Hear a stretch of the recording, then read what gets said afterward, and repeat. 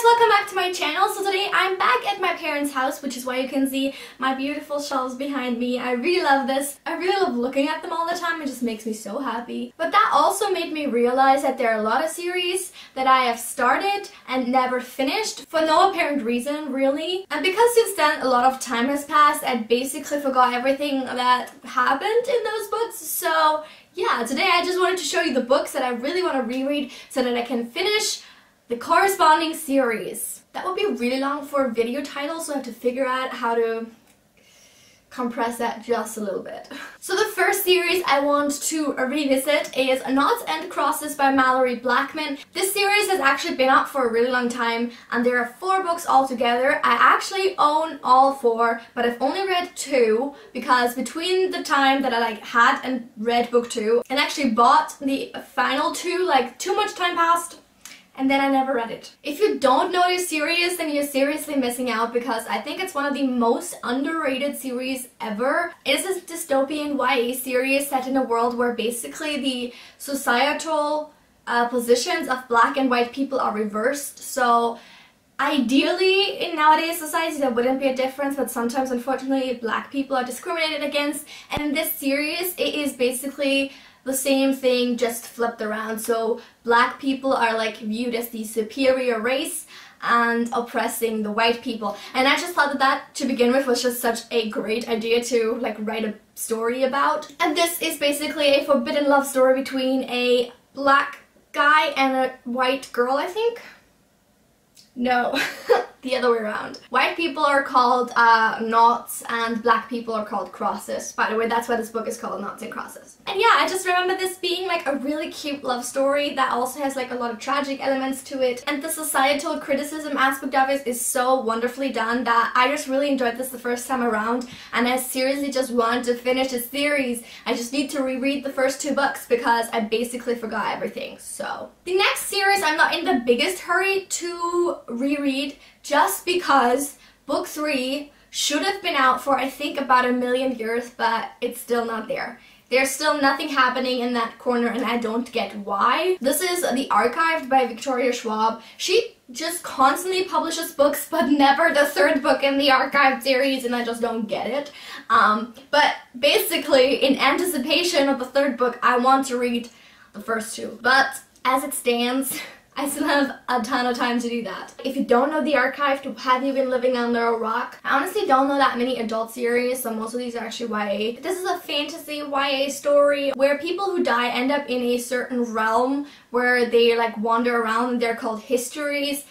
And the main character in this book is a keeper and basically her job is trying to make sure that the histories don't get out into the real world and that they don't create any disturbances and stuff like that. The concept is wonderful and I remember super loving these books, so I genuinely really wish that the 3rd book was out because why do you leave this unfinished and all of us hanging in the middle and it's just so, I want it to happen so badly.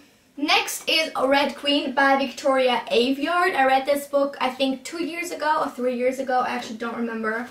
But I have not bought any of the sequels quite yet, so I want to make sure that I do still enjoy this one. I remember liking it quite a bit, so I want to reread it and then see if it's worth getting the sequel. What if I hate it? Maybe you're confused by this entire video because everything basically I'm showing you is YA, but it's kind of just me trying to revisit stuff that I liked in the past and making sure I didn't miss out on any sequels that I still would enjoy. Just because I don't want to read as much YA doesn't mean that I don't want to read any YA anymore, because there's definitely some good stuff out there that I still enjoy and I'm able to enjoy. And I just want to make sure that I lock that shit down and don't let any sequels that might be good go to waste, basically. And that's kind of what I'm trying to do with this one. So I definitely enjoyed this the first time around. I just want to see if I still do, and if I don't, I can at least rant about it. So there we go. That's always a good thing. The next series, I'm not entirely sure if I really do want to reread, but I do have the sequel to the 1st book, and I feel like I forgot the whole thing. And I tried starting the sequel, that didn't work. Anyway, let me show you the book. This is The Immortal Rules by Julie Kagawa. I read this years ago. And I have the sequel, as I said, and I read like a little bit of it, but then I realized like I don't remember anything. I don't care about the characters anymore because I don't know who they are. So maybe it would be nice to reread this before. Yeah, it's just one of those things where I feel like you can't restart basically with the second book if you don't really like have any connection to the first book anymore, because it's just too disconnected. So anyway, I really do want to try this out again and see how I feel about it. Oh my god, I really hope I still love this series. I really do. The Madman's Daughter by Megan Shepherd. I know that this is a trilogy. Oh my god, that should be a word, like thriller and trilogy.